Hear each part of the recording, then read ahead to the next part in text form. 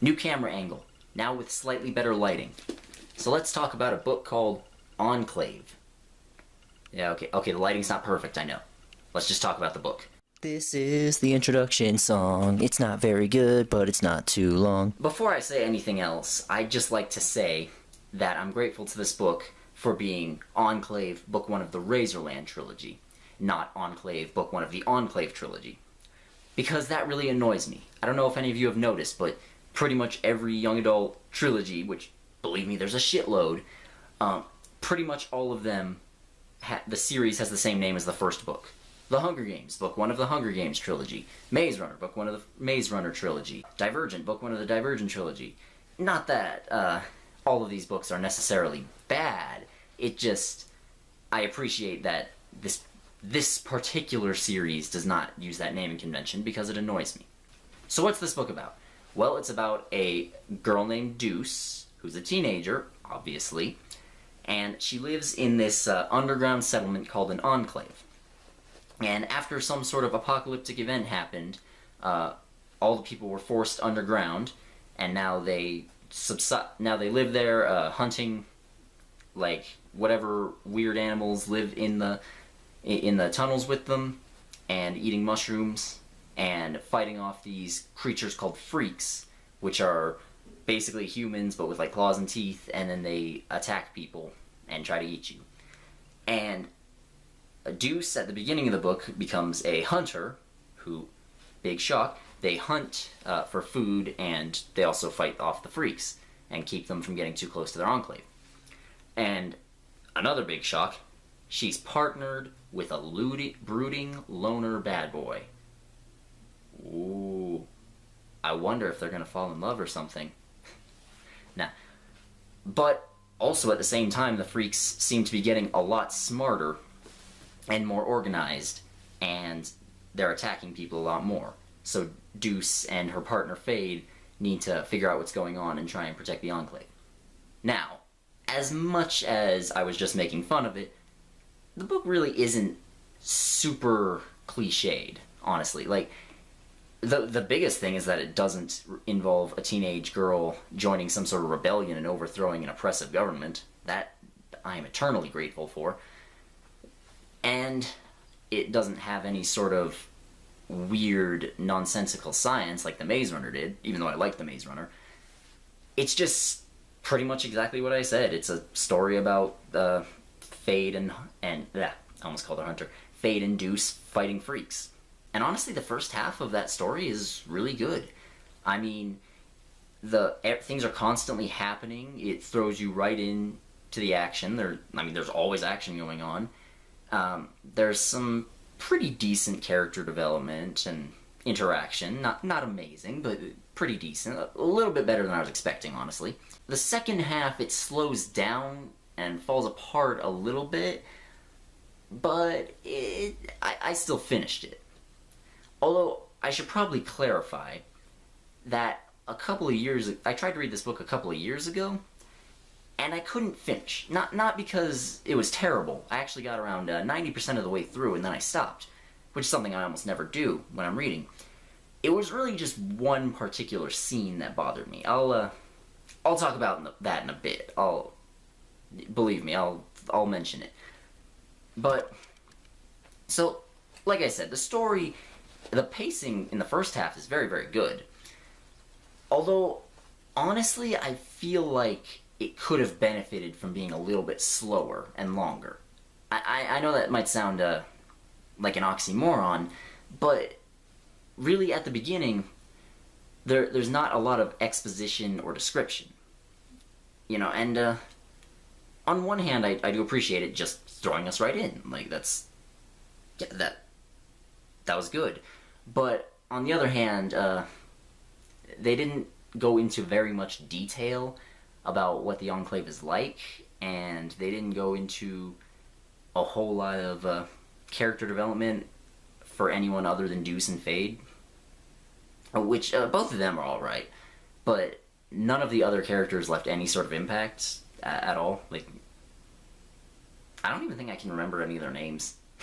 Like, I remember a couple characters from the second half of the book, but the first half, none.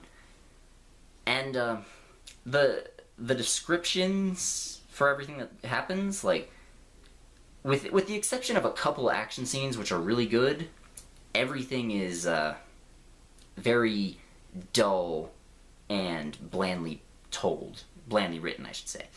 You know, that you don't get much of a feel for what the tunnels look like. You don't get much of a feel for what the Enclave looks like. You barely get an idea of what most of the characters or the freaks look like. I think the most egregious offender of this, though, is there's a short scene where Deuce and Fade come across a destroyed settlement that used to have humans in it, and now it's overrun by freaks, and they describe the journey there and back in like 30 or 40 pages, I think, and once they actually get there, they describe all the destruction that they see in like a paragraph. I mean, and like I said, there are a couple of good action scenes, and there's a bunch of action scenes that are almost good, but not quite. You know, they just don't have, they just don't have quite enough detail in them, so it's just, I want it to be good, I want to praise it for that, but I just can't. And there's a couple which are just straight up bad. I didn't like them at all. Honestly, this book feels like it had a rushed editing process.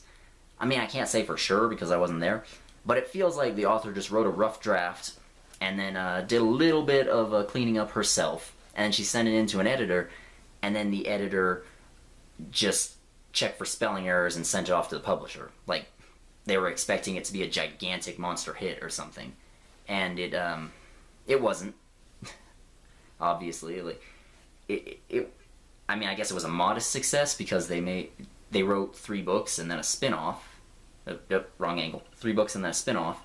So, I really don't know, but yeah, it feels like there were a lot of parts where she would have put in parentheses, write more here, and then they just deleted it and published the books. It could have been much better written, and in the second half it is a lot better written, but also the story is a lot slower, and the characters aren't as interesting, so it's not really saving much. And like I said, there's really only the 2 main characters for the first half, and they're both pretty good, honestly. Now, Deuce, which is a stupid name, okay, like, the way they get their name in the Enclave is that when you get old enough, they cut your arms and drip blood on some objects, and whatever object your blood drips on, that's your name. And hers dripped on a piece of paper with the number 2 on it, so they called her Deuce. But honestly, whenever I hear Deuce, I just think of shit. Yeah, I'm Deuce. This is my sister. Horse shit. I don't know why that's so funny right now. But, yeah, it's a stupid name. However, Deuce is really not a bad main character. Like, I mean, she falls into the obvious, you know, tough teenage girl who has a soft side stereotype.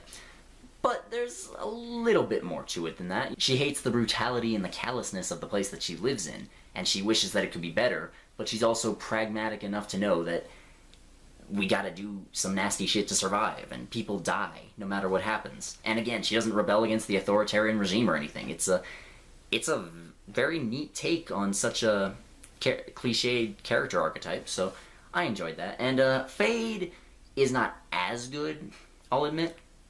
I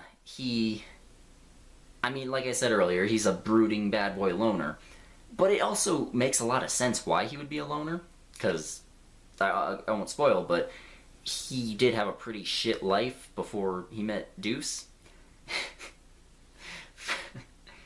Fuck, I can't. I'm gonna laugh every time I say that now.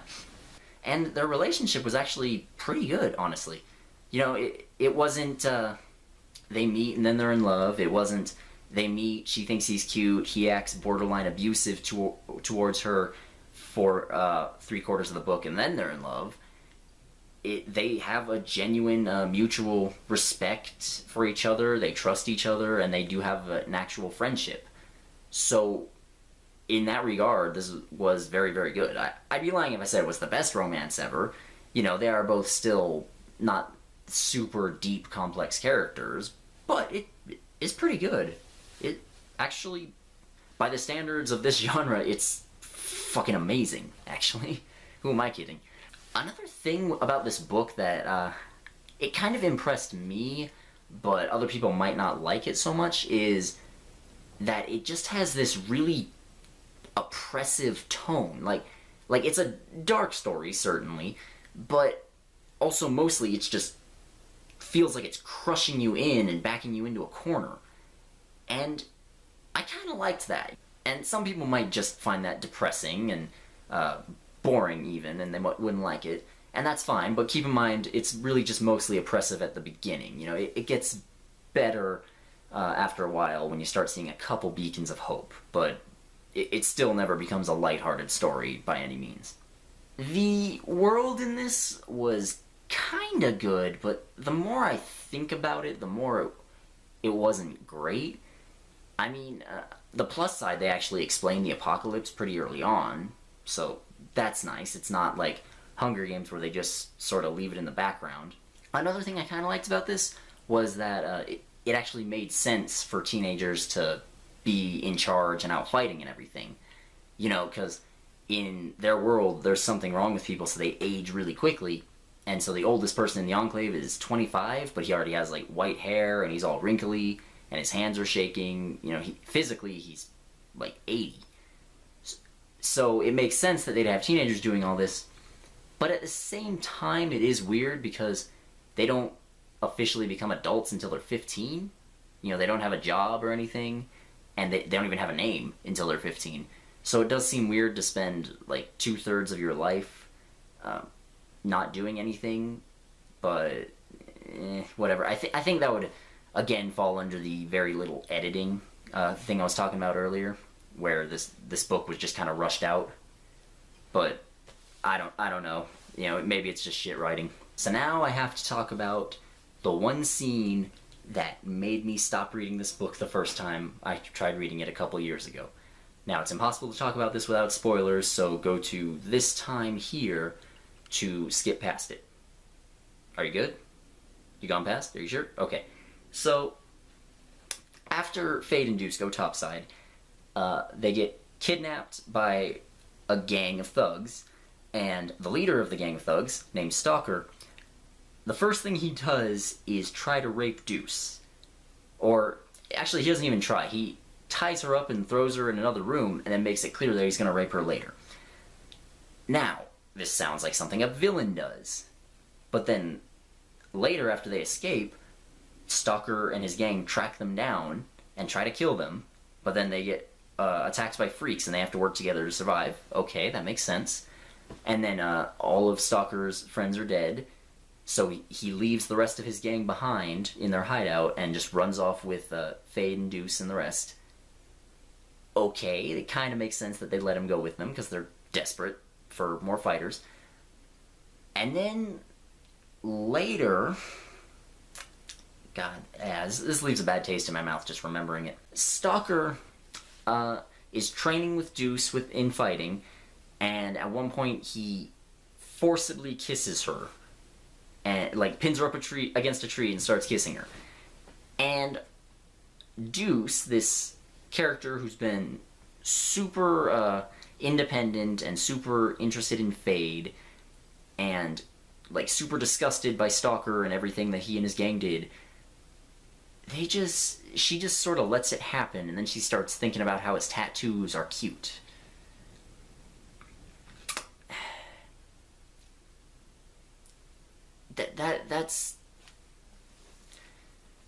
That is profoundly stupid. Not only stupid, but like aggressively just gross, honestly. Like, I mean, I know all women are different and all, but the idea that one of them would react that way after almost getting raped, no. just no.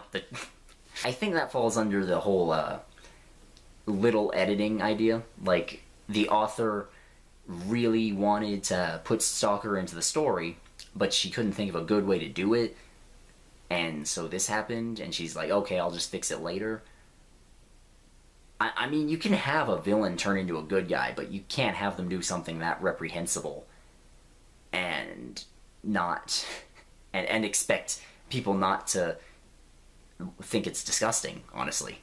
Like, because they make it clear Fade has murdered and raped quite a bit before, and Deuce just sort of forgets about it after a while. So, yeah, if that idea of that bothers you even slightly, I really wouldn't blame you if you didn't read this book. Because the first time I did, I stopped mid-sentence and put it down, and I didn't pick it back up until just the other day.